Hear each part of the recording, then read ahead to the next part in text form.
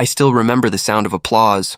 It echoed like a cruel joke bouncing off the hotel walls while I stood frozen. Ethan stood on that stage, smiling, holding Vanessa's hand as he slipped the ring onto her finger. "I can't believe this," I whispered, my throat dry.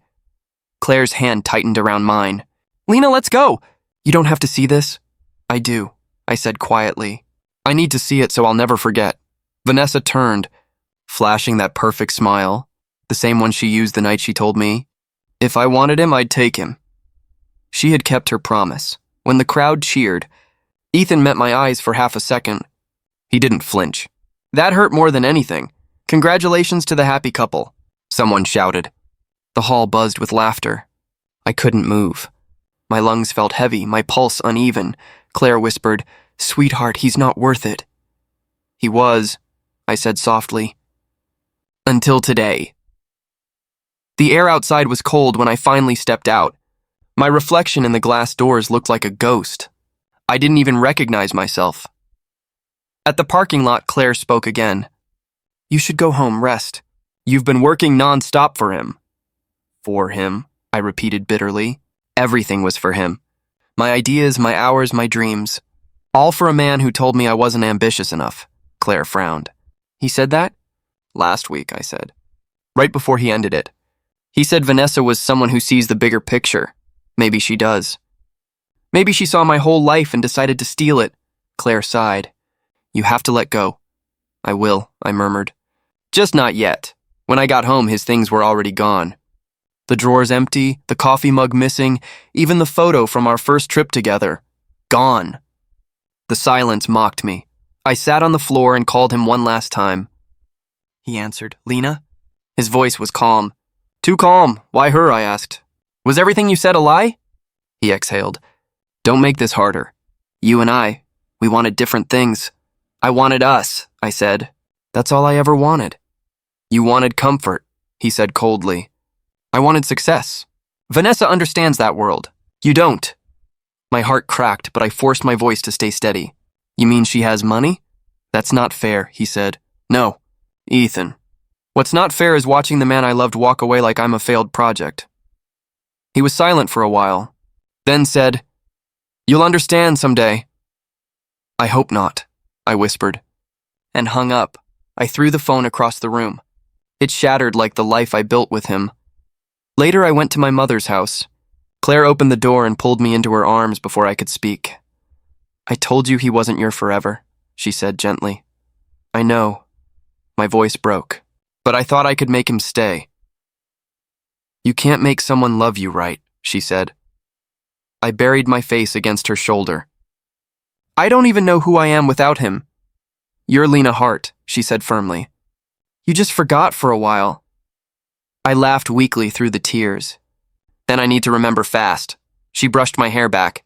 "You will." Maybe this pain is just the start of something new. "I don't want new," I said. "I want revenge." Claire looked at me sharply. "Lena," "No," I interrupted. "He took everything from me. My career, my confidence, my name in that company. But I'll get it back. And when I do, he'll see me again. Not as the girl he left, but as the woman who stood taller after he pushed her down." She sighed. "Don't lose yourself to hate." "I already lost myself to love," I said. "Hate feels like an upgrade." That night, I sat by my window watching the city lights flicker. Every memory replayed. The laughter, the promises, the betrayal. Each one burned like a scar being carved deeper. For the first time, I whispered the words that would guide me for years. "If I rise again, it won't be beside him. It'll be above him." And for the first time in months, I smiled. Not because I was happy, but because I finally had a reason to fight. "I'm sorry."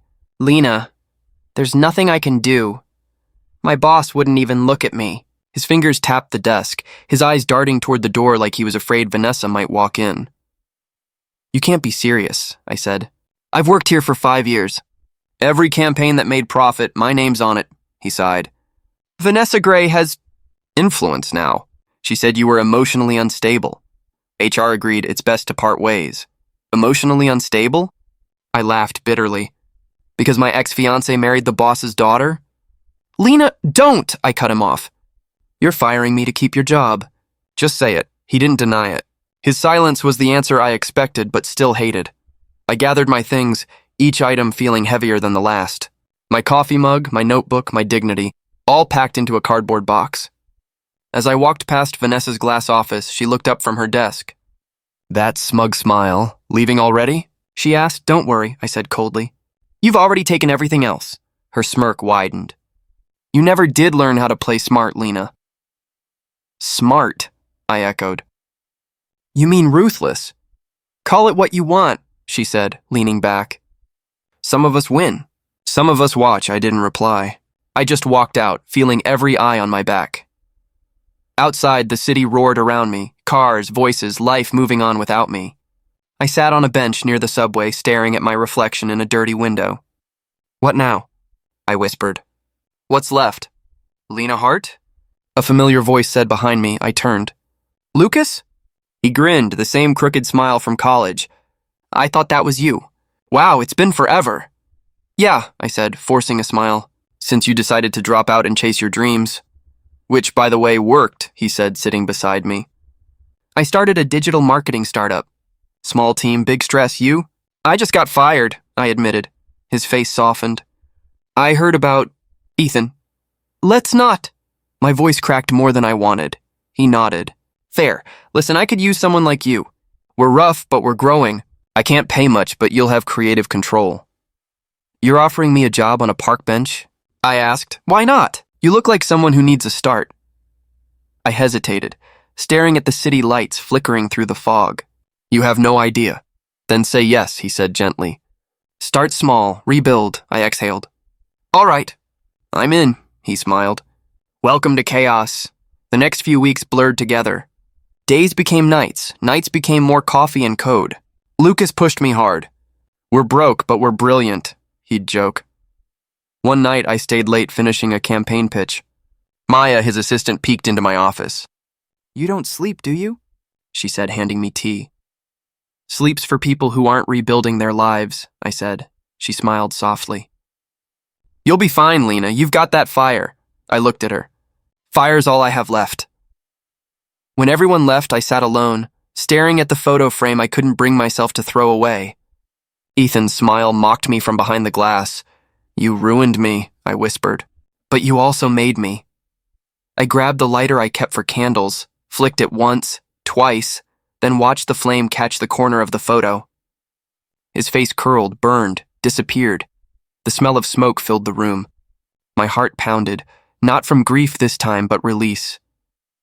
I hope you see me one day, I said softly, watching ashes fall into the trash bin. Not the me you left, but the me you created. Maya's voice startled me.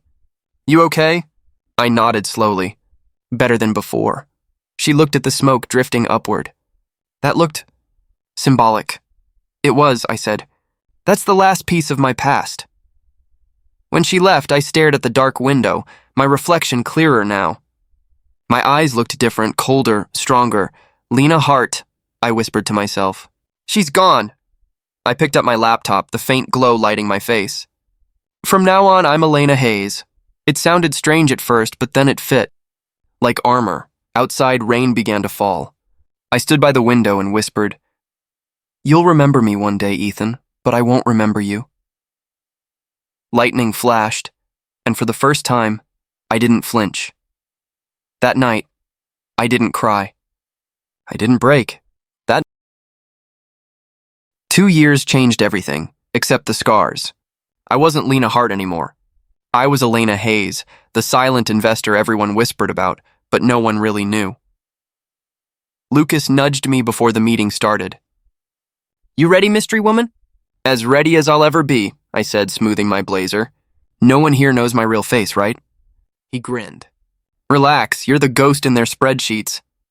Good, I said. Ghosts don't bleed. The glass doors opened, and the boardroom filled with chatter. My stomach twisted when I heard the familiar voice. Confident, smooth, cold. Ethan.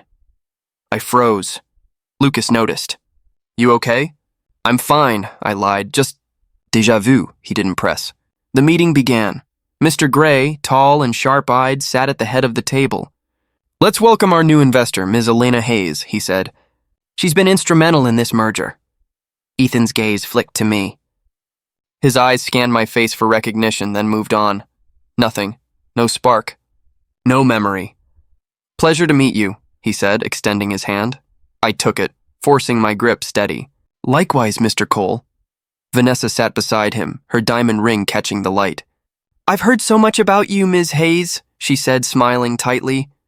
I can't say the same, I replied. Her smile faltered for half a second. I hope we'll work closely together. I'm sure we will, I said evenly.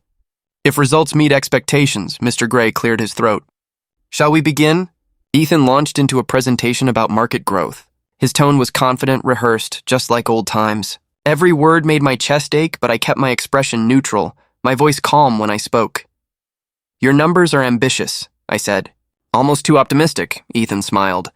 I've always believed in taking risks. I met his eyes. So I've heard. Lucas shot me a warning glance. I gave him a faint smile. Don't worry, I've got this. Vanessa leaned forward. Ms. Hayes, I assume you're familiar with the Gray brand? Intimately, I said. You've built a reputation for precision and control, she preened. We try, Mr. Gray spoke again. Ms. Hayes, your background is impressive. We're fortunate you chose to back us. Fortune favors the bold, I replied.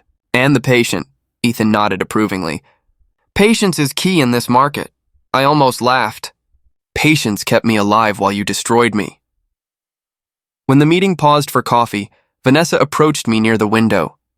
You have quite the poker face, she said. Most people can't handle Ethan's confidence. I've seen worse, I said. She tilted her head. You look familiar, do I? I smiled slightly. Maybe you've met someone who used to smile like me. She frowned, puzzled, then walked away. Lucas came over. You handled that like a pro. I've had practice, I said softly. Evelyn, Mr. Gray's secretary, entered with files. She glanced at me curiously. You're the investor everyone's been whispering about? So they tell me, I said. She smiled. You don't look like someone who hides behind numbers. Appearances deceive, I replied. Noted. Her eyes lingered a moment, then she left. Something told me she saw more than she let on. When the break ended, Ethan took the floor again. With Gray Corporation's support, I believe we can dominate the market. I leaned forward. Belief is admirable. Proof is better, he chuckled, spoken like someone who's been burned before. Maybe I have, I said quietly. For a second, his smile faded. He studied me, like a faint shadow of recognition flickered behind his eyes. But then it was gone. Mr. Gray concluded the meeting. Excellent work, everyone. Ms. Hayes, I'd like to discuss future strategies privately. Of course, I said, standing. My knees didn't shake this time. Ethan approached as others packed up. You're intriguing, he said. Have we met before? I smiled politely. I don't think so.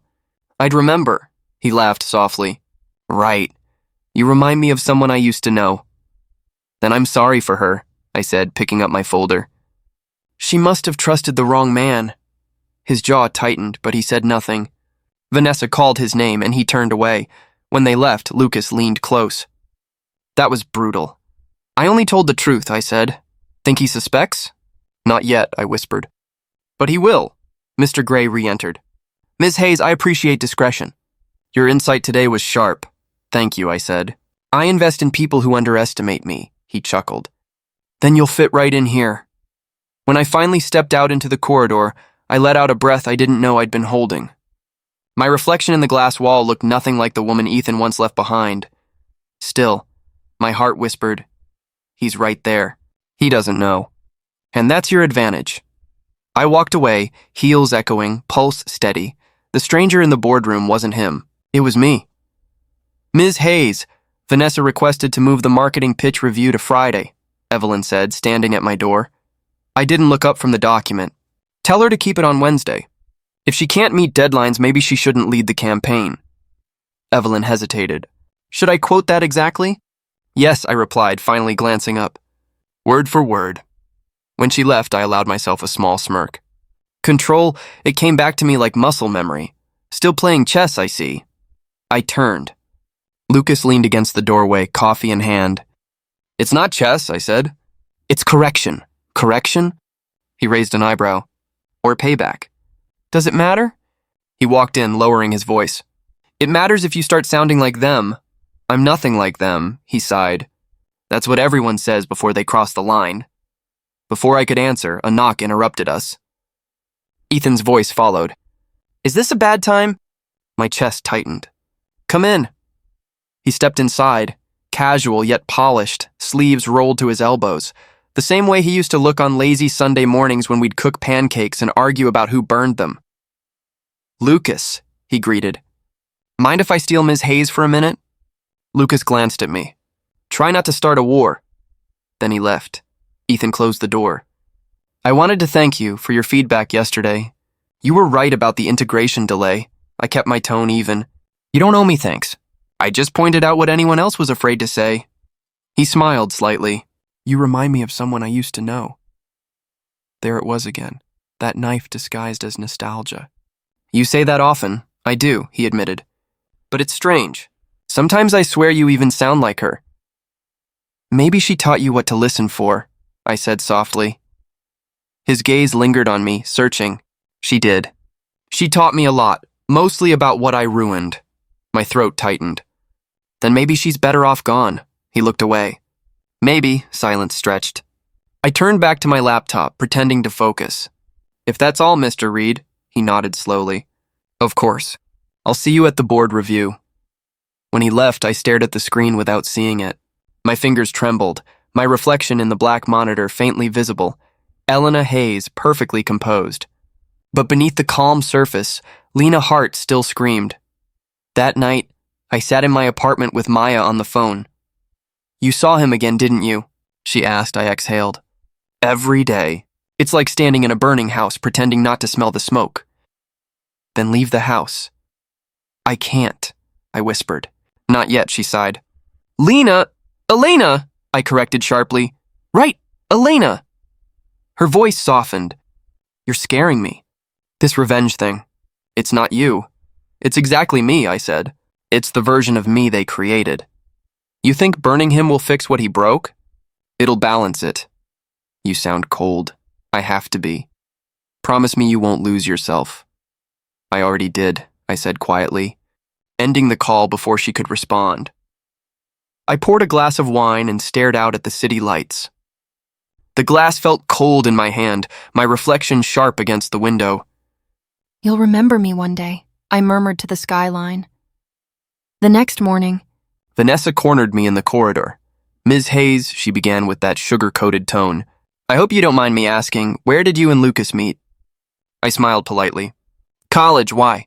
She tilted her head. Just curious, you seem familiar. So I've been told, I replied. Her gaze sharpened. You remind me of someone Ethan used to date. What was her name? Lena something? I met her eyes. That name doesn't ring a bell. She smiled thinly. Of course not. When she walked away, I finally exhaled. My mask felt heavier that day, but I didn't let it crack. Later in the boardroom, I deliberately redirected project funding, away from her department and toward one of Lucas's. Lucas leaned close, whispering, That'll hit her hard. That's the point, I said. He gave me a look. You're scaring me now, I smiled faintly. Good. After the meeting, I lingered behind. Ethan's voice drifted in from the hallway. She's brilliant, he was saying to Vanessa. Cold, but brilliant. Vanessa's reply was sharp. Maybe that's why she feels so familiar to you. Their footsteps faded. I sat there, pulse steady, expression blank. Every move I made, every word I spoke, it was all part of the game, and I was winning, or maybe losing myself completely. Did you hear? Nora whispered, sliding into the seat beside me during the gala setup. Vanessa left the meeting in tears this morning. Ethan threw a folder at the wall. I didn't look up from the guest list. That must have been loud. Everyone's talking about it. They say she caught him messaging someone. Rumors spread fast, I murmured. Not rumors, she said, leaning closer. Screenshots, I hid a smile behind my glass. How tragic! Lucas appeared beside us, adjusting his cufflinks. You look satisfied, Elena. Should I be worried? Not unless you're planning an affair with your CFO, I said. He chuckled softly. Touché. Across the ballroom, Ethan stood near the bar, jaw tight, drink in hand. Vanessa hovered by the entrance, surrounded by pitying whispers. Her perfect mask was cracking, and I could almost hear it splinter. Daniel, one of our new investors, joined me. "You're the quiet one everyone fears," he said. "Fear keeps people focused," I replied. He grinned. "Or paranoid." Same result. Music swelled as lights dimmed. Couples began to dance, laughter echoing through the glass hall. I watched Ethan raise another drink, his shoulders heavy. Vanessa approached him, her heels clicking like gunshots. "You embarrassed me again," she hissed, loud enough for nearby guests to hear. Ethan's voice was low but sharp. "You did that yourself, Vanessa. Maybe if you focused on your work instead of what? Cleaning up your mistakes?" Guests turned. Whisper spread like fire. I stood still, sipping my wine, pretending not to notice. "Let's not do this here," Ethan muttered. "Oh, now you care about appearances?" She spat, then grabbed her clutch and stormed out. Cameras flashed as she disappeared through the doors. Lucas leaned toward me. "That's going to hit tomorrow's headlines." "Good," I said quietly. "Let the world see their cracks," he frowned. "You planned this, didn't you?" I didn't answer. I didn't need to. Later, after the crowd dispersed and the music faded, Ethan sat alone at the bar. The golden light from the chandeliers painted his face in regret. I walked over, careful, calm. "Rough night?" I asked. He looked up slowly, recognition flickering but not landing. "You could say that. Marriage trouble?" He gave a humorless laugh. "You heard." Everyone did. He stared into his glass. "She used to believe in me, you know. Back then, when everything felt possible." "Vanessa?" He shook his head. "No, someone else." I swallowed hard. "What happened to her?" "I ruined it," he said simply. "Chased power, money, whatever I thought would fill the hole. Turns out the hole just got bigger. Maybe it's not too late to fix it." He glanced at me, searching. "You sound like her." She said the same thing once. My pulse quickened. "Did you listen then?" He smiled bitterly. "No, I was too proud." "Pride's expensive," I said. He raised his glass in mock salute. "Tell me about it." We sat in silence for a moment. The air smelled like champagne and fading roses. He looked tired. Not the arrogant man I remembered, but someone hollowed out by his own choices. "You ever wish you could start over?" he asked. I looked at him, at the man who shattered me once and didn't even know he was speaking to the pieces now glued into someone stronger. "Sometimes," I said softly, "but not everyone deserves a second chance." He nodded slowly.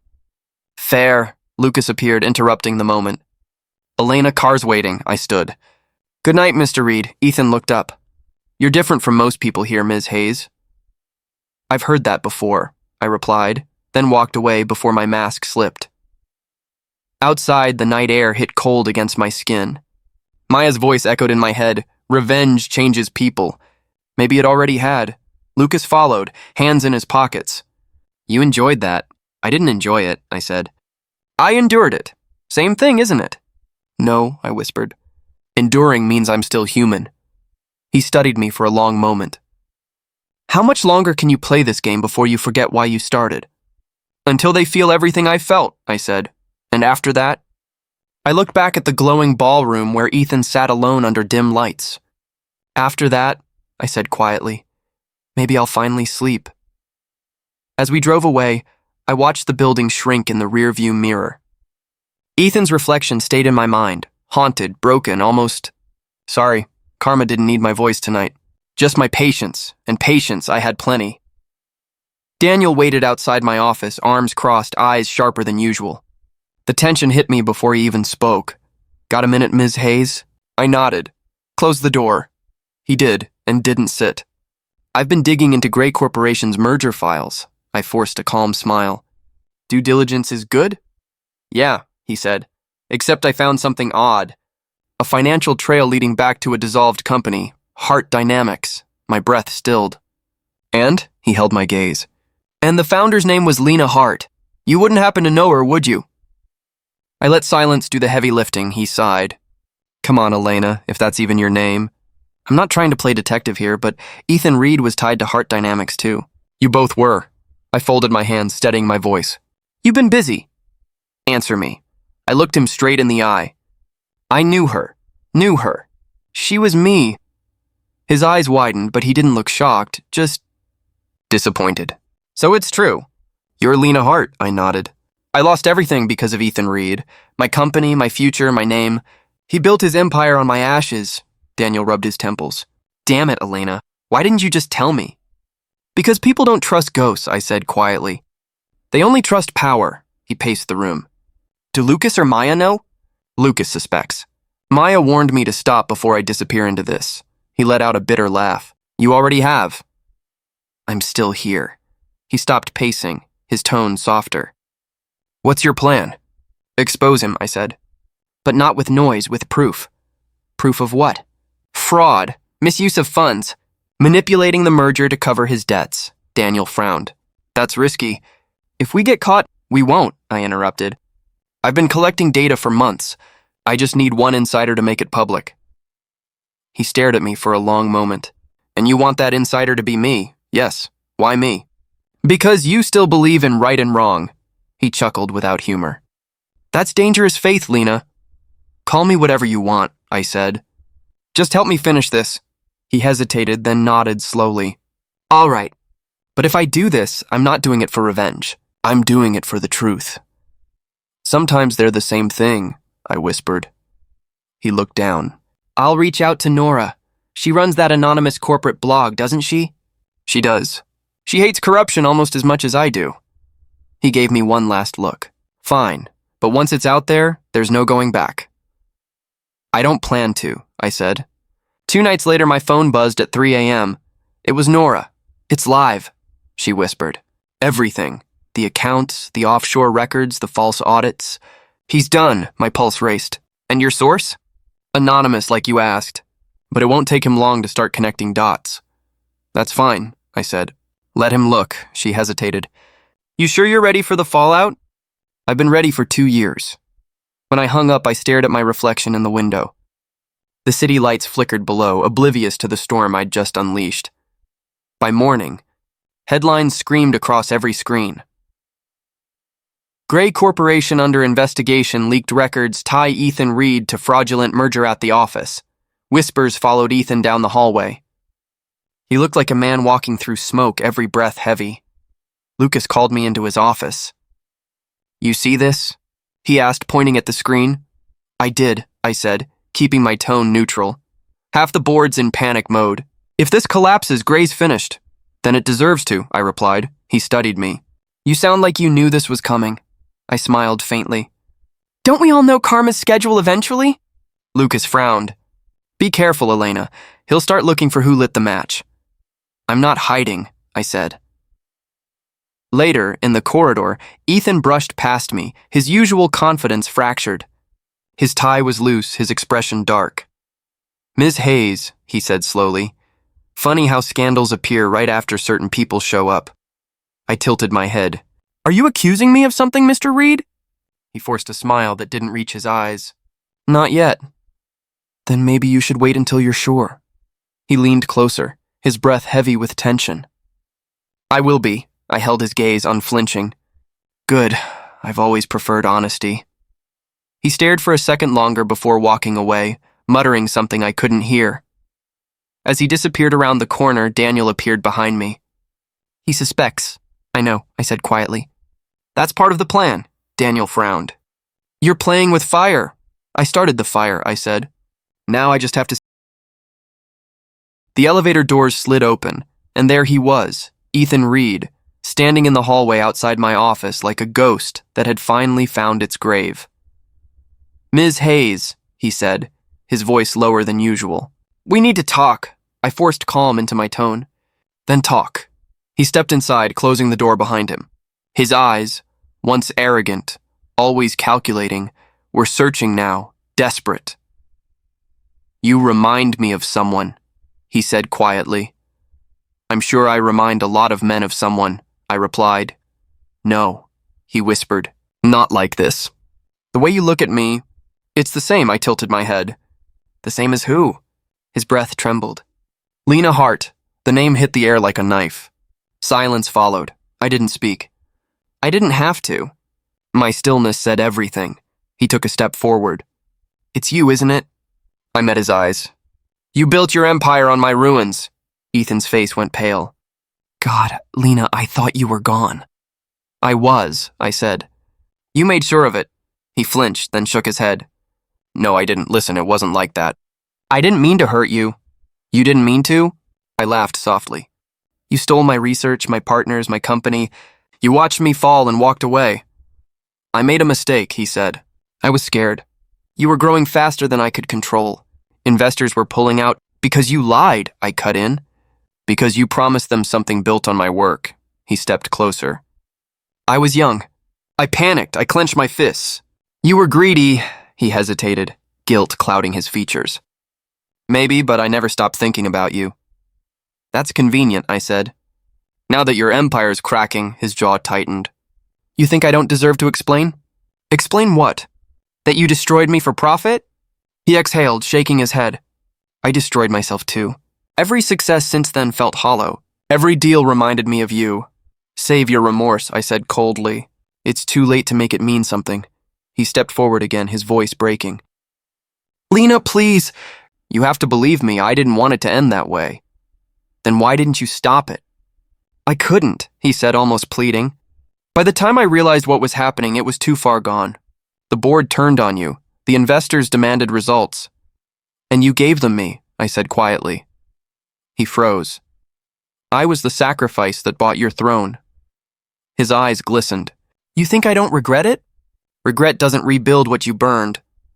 Then tell me what to do. He shouted suddenly. Tell me how to fix this. I stared at him, the weight of years pressing against my chest. You can't fix ashes, Ethan. He reached out, his hand trembling. Please, just let me apologize. I stepped back before his fingers touched mine. Don't! His voice cracked. Lena! You don't get to say my name like that, I whispered. Not after everything. He looked at me, lost, broken. I loved you. I laughed, soft but sharp. You loved what I gave you, my trust, my ideas, my fire, and when you had them all, you didn't need me anymore. He swallowed hard. I was wrong. I know. We stood in silence, the space between us thick with everything unsaid. His breathing was ragged. Mine was steady, barely. He took another step. I can make it right. Let me help you. You can't help me, I said. You chose your path. I just built mine higher. He stared at me as if the words themselves stripped him bare. So this is it? This is justice, I said softly. He closed his eyes. Then I deserve it. You do, I said. But don't mistake my silence for forgiveness. He looked at me one last time, eyes full of a pain I didn't have the luxury to feel. You've changed. I had to, I said. The woman you knew wouldn't have survived. He nodded slowly, defeat seeping into his posture. Goodbye, Lena. Goodbye, Ethan. He walked out without another word. The door clicked shut, leaving only the echo of what once was. For a long time, I didn't move. My hands trembled, my throat burned, but my heart, finally, felt clean. I whispered into the empty room. You built your kingdom on my ashes, but I learned to bloom in the fire. The morning headlines screamed louder than any confession could. Ethan Reed, the man behind the fraud. His face filled every screen. Tired eyes, forced smile, the fall of a man who once thought himself untouchable. Maya burst into my office, phone in hand. It's everywhere. Vanessa just gave an exclusive. She's tearing him apart. I didn't look up. Good. She's finally telling the truth. She called him manipulative, controlling, even said he forged reports. I paused, letting the words settle. He taught her well, Maya frowned. You sound cold. I'm focused. The door creaked open again and Lucas leaned against the frame. Gray pulled Ethan out of every project. He's done, I nodded slowly. And the new majority partner? Lucas smiled faintly. You. For a moment, I forgot to breathe. Officially? He nodded. Mr. Gray made the call this morning. He said you earned the seat through silence and precision. I let out a quiet laugh. Silence and precision. That's one way to describe revenge. Lucas studied me. You sure you're okay? I got what I wanted. That's not what I asked. I looked at him, tired but steady. I will be. He didn't believe me, but he didn't press. I'll handle the press briefing. When he left, I turned to the window. The city glowed below. So loud, so alive, unaware that a single empire had just collapsed. Hours later, my assistant buzzed. "Ms. Hayes, there's someone here to see you." "I'm not taking visitors. He says it's urgent." I said no. A voice cut through the intercom. "Lena, please." Everything inside me froze. I whispered, "Send him in." The door opened. Ethan stood there unshaven, eyes bloodshot, suit wrinkled like he'd slept in it. He looked nothing like the man who once ruled boardrooms with arrogance. "Lena," he breathed. "You saw the news." I did. I lost everything. I noticed.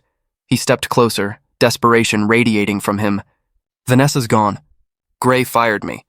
"The investors turned their backs." "I finally understand?" I finished. He swallowed. "I deserve your anger, but please, just listen." I stayed silent. He took another step. "You think I don't know what I did? I destroyed something pure. You. Us." I clenched my jaw. "There was never an us. There was me, believing in you, and you, believing in profit." He shook his head violently. "No, I loved you. I swear I did. Love doesn't look like ruin, Ethan." His voice broke. "I thought I was helping you. I thought if I succeeded, we both would." I stared at him, the memory of every sleepless night flashing behind my eyes. "You didn't help me. You buried me." He sank into the chair across from me. "Please, give me another chance. I can fix this. I can fix us." "There's nothing left to fix." He ran a hand through his hair. "You got what you wanted. I lost everything. Isn't that enough?" I took a slow breath. "Now you know what it feels like, to lose everything you took for granted." His face crumbled. "So that's it?" "Yes. You ruined me." I met his gaze, unblinking. "No, Ethan, you ruined yourself. I just made sure everyone saw it." He laughed bitterly. "You became just like me." "Maybe," I said. "Or maybe I became what you created." He stood, shaky, hollow. "I hope it was worth it." "It was necessary." He turned to leave, but hesitated at the door. "You'll regret it one day." "Maybe," I said quietly. "But at least I'll regret it on my own terms." When he left, the silence felt heavier than before. The scent of his cologne still lingered, a ghost I couldn't exorcise. Maya entered minutes later, her voice soft. "He's gone?" "Yes, you did it," she said. "He's finished," I nodded. "It's over." "Then why do you look like you lost something too?" "Because I forced a smile. Some victories don't feel like winning." She touched my shoulder gently. "You can stop fighting now." I looked out the window again, the city lights flickering like fading stars. "I don't know who I am without the fight," she didn't answer. She didn't have to. When she left, I stood alone in the dim office. The silence was supposed to sound like peace. Instead, it sounded like emptiness. I whispered to the empty room, "You took everything from me, Ethan. I took it back. And yet..." The words faded. "It still..." My mother's house smelled the same. Lavender, warm bread, and something heartbreakingly safe. I hadn't been there in years. When she opened the door, her eyes widened, then softened. "Lena," she whispered, "you finally came." "I needed to see you," I said, my voice small against the comfort in hers. She stepped aside. "Then come in before I change my mind." I smiled faintly and entered. The living room hadn't changed, family photos, faded curtains, the clock still ticking too loudly. "You look tired," she said as we sat down. "I've been busy." "Busy destroying someone?" I froze. "You've seen the news." "Everyone has." Her gaze cut through me. "You think this makes you strong?" "I think it makes me free," she sighed. "Freedom built on hate doesn't last, Lena." "It wasn't hate," I muttered.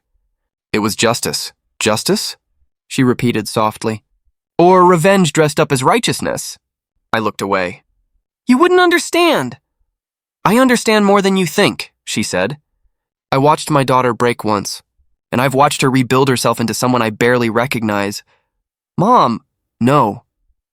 Her tone was firm but trembling. "You always had fire, Lena, but somewhere along the way you forgot warmth." Her words landed harder than I wanted them to. "He ruined everything I had, and now you've ruined him. So tell me, do you feel better?" I hesitated. The truth sat heavy in my throat. "No, not really." She leaned forward, her hand covering mine. "Forgiveness isn't weakness. Sometimes it's the only way to breathe again." I swallowed hard. "I don't know how to forgive him." Then start by forgiving yourself. For a long moment, we just sat there. The clock ticked, steady and patient, as if waiting for me to finally catch up to time. When I left, the sky was painted in shades of gold and gray. The kind of sky that doesn't know if it's healing or breaking. Lucas called before I reached home. You disappeared again. I went to see my mom. He hesitated. And? She told me I've lost my warmth. He chuckled softly. She's not wrong. Thanks, I said dryly. I didn't mean it as an insult. Just, maybe you've carried the storm too long, I sighed. It's all I've known. He was quiet for a moment. Can I come by? Lucas, I won't stay long. I just need to say something face to face. When he arrived, the city lights had begun to bloom outside my window.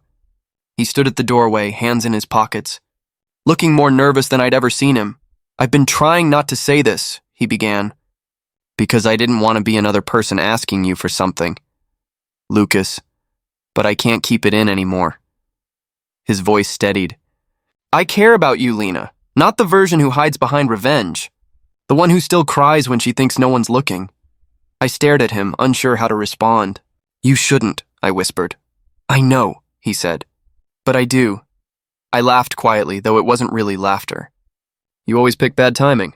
I'm not asking for anything. I'll wait until you're ready, or even if you never are.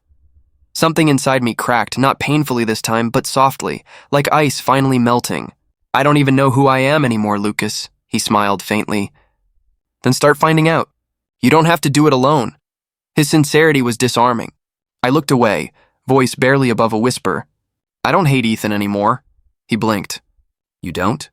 No, I just don't care. The opposite of love isn't hate, it's nothing, he nodded.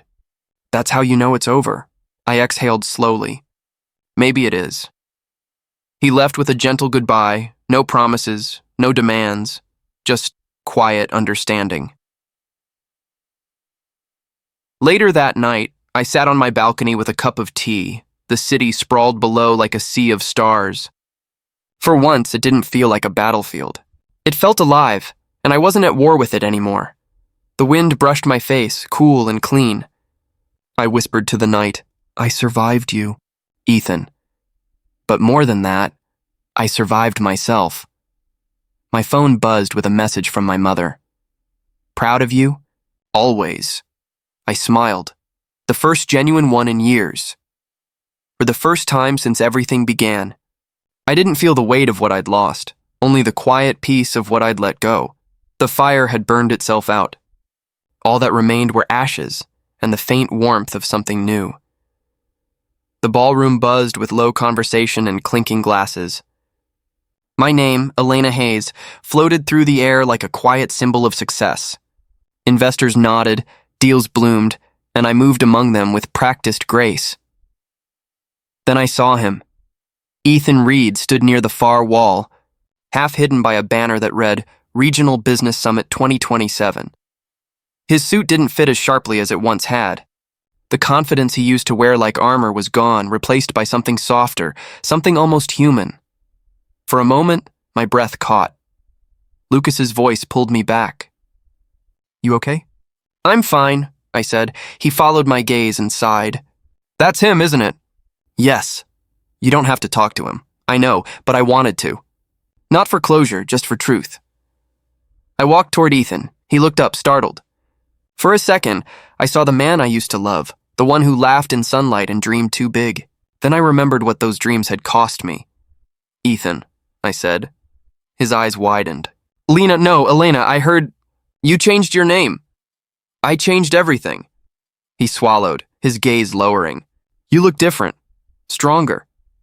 I am. I didn't expect to see you here. Life's funny that way, I said. You never know who you'll run into at the top, or on your way back up. He flinched but didn't argue. I'm not at the top anymore. I know, he gave a weak smile. You always did. We stood in the silence that only old wounds can make.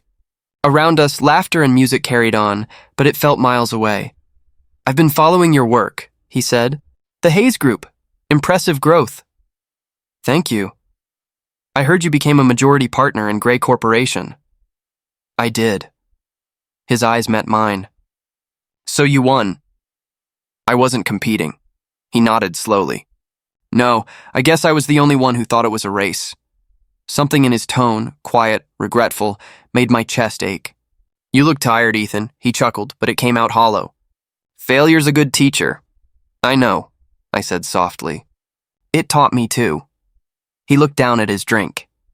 Vanessa left. Took what little I had left of that old life. I heard. She said I became a stranger to myself. Maybe she was right. I didn't answer. There was nothing left to say that time hadn't already screamed for us. After a pause, he said, Do you hate me, Lena? I shook my head. No. He looked up, surprised. No, I used to. But hate is heavy. I decided to stop carrying it. He exhaled slowly, the air trembling with relief and sadness. I'm glad. You deserved better. I gave myself better. He smiled faintly. You always had that strength. I just never saw it until it was too late. People rarely do, I said. His gaze softened. If I could go back, you can't. I know. He hesitated, voice breaking. But I'm sorry. I believe you. Does that mean you forgive me? It means I understand you. He nodded, eyes glistening. That's more than I deserve. For the first time, there was no tension, no anger, only quiet acceptance between two people who had once burned too brightly together. The music swelled again. Lucas waved from across the room, signaling it was time to leave. I turned to go. Ethan's voice followed me. Lena, what did you really want out of all this? The success, the power. Was it to prove something to me? I looked back over my shoulder, meeting his eyes one last time. No, Ethan, it was to prove something to myself. He nodded, almost smiling. Then I'm glad you did. I didn't reply. I just walked away, heels clicking against marble, my reflection fading into the crowd. Outside, the night air was cool, brushing against my skin like a whisper of forgiveness. The city lights shimmered beneath me, alive and endless. I leaned on the balcony rail, watching the world I'd fought to reclaim. It wasn't revenge that had freed me. It was acceptance. Ethan had taken so much from me once, my trust, my hope, my name. But now, standing here, I realized he had also given me something I hadn't expected, the strength to rebuild without him. Some lessons come wrapped in pain. Some teachers never mean to teach, I whispered into the wind, barely loud enough for even myself to hear. You'll never know how much you taught me, and with that, I turned away from the past, finally, completely.